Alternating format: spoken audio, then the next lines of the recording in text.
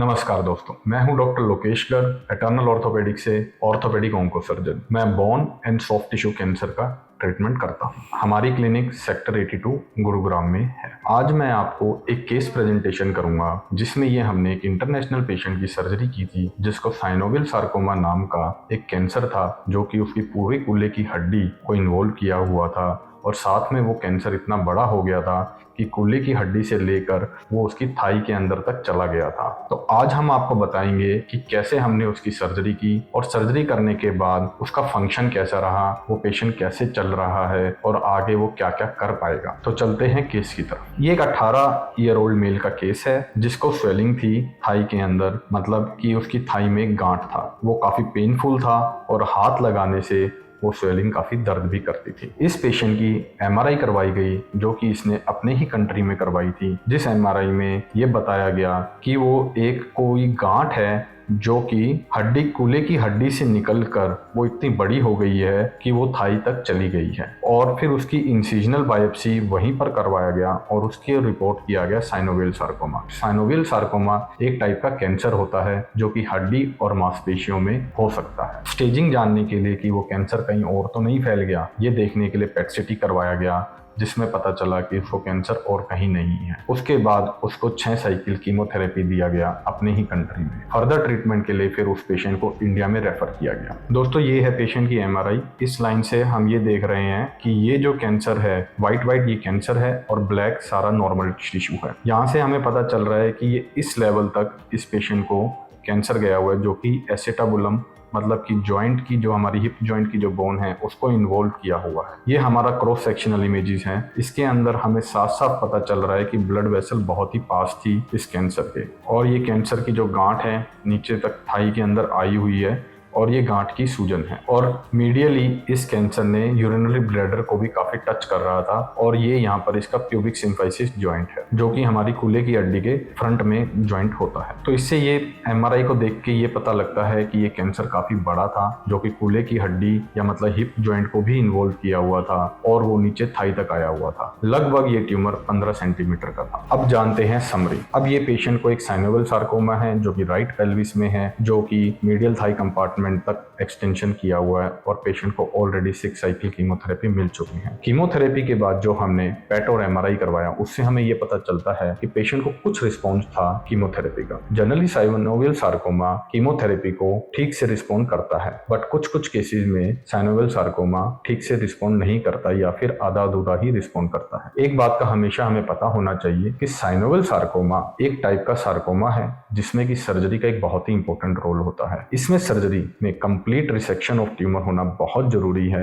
अगर वो पूरा रिमूव नहीं होगा तो कैंसर दोबारा आ सकता है। तो हमने इसका वाइड रिसेक्शन प्लान किया, मतलब कि हम ट्यूमर को पूरी तरीके से निकालेंगे, साथ में उसके ऊपर एक नॉर्मल टिश्यू की कवरिंग भी रहेगी ताकि कैंसर का एक भी सेल पीछे ना छूटे। और ये पूरा ट्यूमर हमें एक ही बारी में निकालना है, मतलब कि ऐसा नहीं है कि हम इसको टुकड़े टुकड़े करके निकालें। हमें पूरा का पूरा ट्यूमर एक ही रिसेक्शन पीस में निकालना है। अब क्योंकि ये कैंसर नॉन मेटास्टेटिक है तो इसलिए R0 रिसेक्शन प्लान किया गया। R0 रिसेक्शन हम उसे बोलते हैं जिसमें हम ट्यूमर को बॉडी से पूरा निकाल सकते हैं। सर्जरी का नाम होता है इंटरनल हेमीपेल्वेक्टमी, जिसमें हम type 2+3 plus medial thigh compartment को एक ही साथ एक ही एनवलप में निकालेंगे। ये मैं आपको एक डायग्राम दिखा रहा हूँ जिससे हमें ये पता चलेगा कि ये लगभग ट्यूमर का एक्सटेंशन क्या है। जैसे कि आप देख रहे हैं ये रेड बाउंड्री है जो कि ट्यूमर का एक्सटेंशन है, और येलो कलर का पार्ट इसने कौन कौन से सॉफ्ट टिश्यू और कौन कौन सी बोन को इन्वॉल्व किया हुआ है, जिसमें कि हम देख पा रहे हैं कि इसने हिप जॉइंट के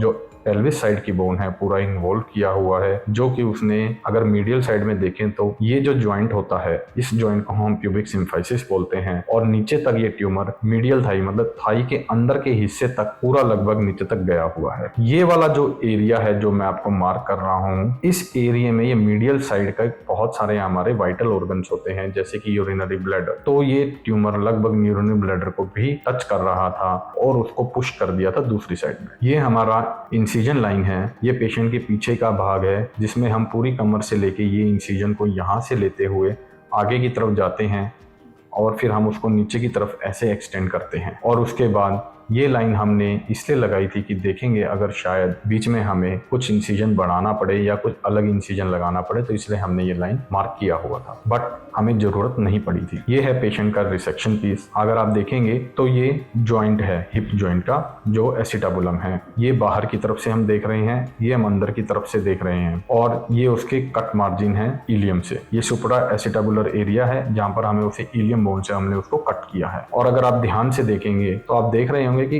इस ट्यूमर के चारों तरफ एक नॉर्मल टिश्यू है, हमें कैंसर सेल कहीं से दिख नहीं रहे हैं। इसीलिए बहुत इंपॉर्टेंट होता है कि कैंसर सेल हमें कहीं से दिखना नहीं चाहिए। ये रिसेक्शन होने के बाद का सर्जिकल बेड है, ये उसकी फिमोरल नर्व्स एंड वेसल है, ये पूरा उसका मीडियल थाई कंपार्टमेंट है, और ये यहाँ पर अगर आप ध्यान से देखेंगे तो ये इलियम का कट मार्जिन है। यहाँ पर हमने बोन वैक्स लगा दिया है ताकि इसको ब्लीडिंग ना हो। ये सर्जरी करने के बाद जो हमने इसका क्लोजर किया तो ये सर्जिकल स्कार बनेगा। ये सर्जरी के बाद का उसका एक्सरे है। अगर आप देखेंगे तो हमने एसिटाबुलम से ऊपर का पूरा ये एरिया कट कर दिया है। ये कट होने के बाद आपको लगेगा कि अब पेशेंट चलेगा कैसे। एक्चुअली में जो भी हमारी थाई की जो बोन रहती है, जो फीमर का ऊपर वाला हिस्सा रहता है, उसको हम बची हुई कूल्हे की हड्डी के साथ मैश के साथ बांध देते हैं, जिसे कि हम सूडो आर्थरोसिस विद मैश प्लास्टी बोलते हैं, जिससे ये जॉइंट की मोबिलिटी बनी रहती है। हालांकि जॉइंट थोड़ा सा अनस्टेबल होता है, पेशेंट के पैर की लेंथ थोड़ी छोटी हो जाएगी, बट फिर भी इसमें मोबिलिटी बहुत अच्छी रहती है। दोबारा रिपीट सर्जरी की जरूरत नहीं होती और फंक्शन बहुत अच्छा आता है। शुरू में चलने में पेन होता है, बट आगे चलते हुए इसको पेन बिल्कुल खत्म हो जाएगा और पेशेंट बहुत ही अच्छे तरीके से चल पाएगा। जो पैर छोटा बड़ा रह गया है उसके लिए हम उस पेशेंट को सेम साइड में थोड़ा सा शू रेस दे देते हैं। शू रेस देने के बाद पेशेंट की जो लचक होती है चलने से, वो खत्म हो जाती है। ये पेशेंट का सर्जरी के बाद 2 महीने बाद का वीडियो है।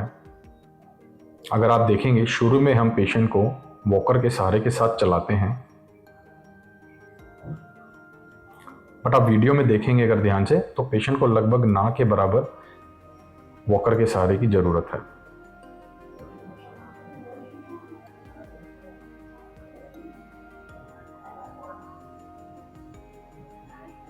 ये पेशेंट की वॉकिंग वीडियो है जो कि सर्जरी के 3 महीने के बाद।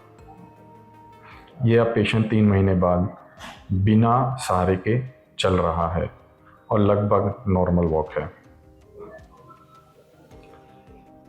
सर्जरी के बाद हम पेशेंट को लगभग 6 हफ्ते के लिए बेड पर ही रखते हैं खिंचाव लगाकर, ताकि जितना हो सके उसके अंदर जो पैर छोटा बड़ा है वो कम से कम रहे। तो दोस्तों, ये था पेल्विक रिसेक्शन का एक केस। मैं आपको ये बताना चाहूँगा कि हम हर टाइप के bone and soft tissue cancer की सर्जरीज करते हैं। ये सर्जरी बहुत ही लंबी होती है, लगभग 8 से 10 घंटे की सर्जरी है। इसमें ब्लड लॉस भी काफ़ी होता है। हमारे पास इस टाइप के सर्जरीज की सारी फैसिलिटीज अवेलेबल है। हमारा ICU बैकअप भी बहुत अच्छा है। इन सर्जरी में हमें लगभग 5 से 6 यूनिट ब्लड की भी जरूरत पड़ती है। हालांकि ये पेशेंट बहुत ही हेल्थी था, इस सर्जरी में हमें बहुत ज़्यादा ब्लड की ज़रूरत नहीं पड़ी। फिर भी हमारी फैसिलिटी में हमारे पास हर टाइप की फैसिलिटी होती है, बड़ी से बड़ी सर्जरी हम कर सकते हैं। आपको भी अगर कोई भी क्वेरी है किसी भी बोन और सॉफ्ट टिश्यू कैंसर से रिलेटेड, तो हमारे नीचे दिए हुए नंबर पर आप हमें व्हाट्सएप कर सकते हैं। बट दोस्तों, मैं आपको ये हमेशा बताना चाहूँगा कि व्हाट्सएप पर सिर्फ रिपोर्ट भेजने से आपको ठीक ओपिनियन देना बहुत मुश्किल होता है। सही से पूरा ओपिनियन देने के लिए हमें पेशेंट को देखना बहुत जरूरी है। पेशेंट को क्लिनिकली और रेडियोलॉजिकली इवेल्युएट करना बहुत इंपॉर्टेंट होता है। क्लिनिकली इवेल्युएशन से हमें ये पता चलता है कि पेशेंट के किस हिस्से में कितनी बड़ी गांठ है, कैसी गांठ है, किस हड्डी को इन्वॉल्व किया हुआ है, कितना फंक्शन अभी बचा हुआ है, और सर्जरी के बाद हम कितना फंक्शन रिटेन कर पाएंगे। रेडियोलॉजिकल एग्जामिनेशन से हमें ये पता चलता है कि कैंसर ने किस किस एरिया को इन्वॉल्व किया हुआ है, उसके अगल बगल में क्या क्या स्ट्रक्चर हैं जिन्हें हमें बचाना है सर्जरी के दौरान, और कितनी हड्डी हमें निकालनी है, और उसको मेजरमेंट हम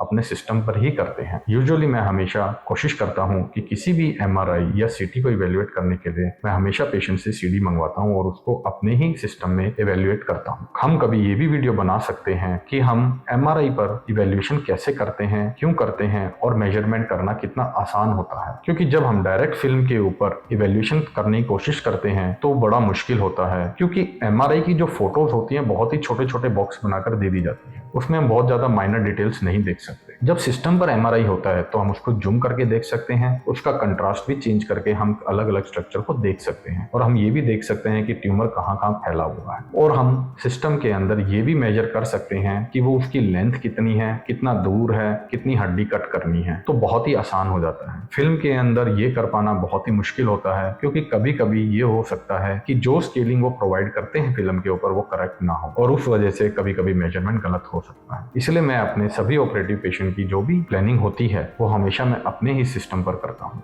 धन्यवाद।